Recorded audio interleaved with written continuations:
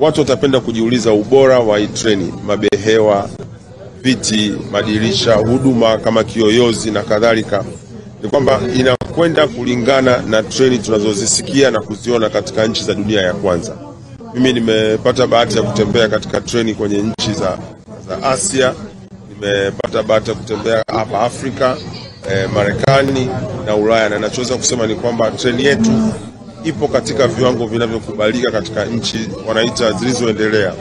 Kwa Watanzania tujivunie, tumeletewa treni yenye ubora unaostahili, ambao mtu yoyote aliyezoea kupanda treni zenye ubora wa namna hii duniani akija hapa atoshangaa, ataona mambo yanaendelea ni yale yale. Dodoma TV inapatikana kwenye mitandao ya kijamii. Facebook andika Dodoma TV, Instagram Dodoma_TV, Twitter Dodoma_TV, na kwa YouTube andika Dodoma TV. Dodoma TV, Chili Hamonga.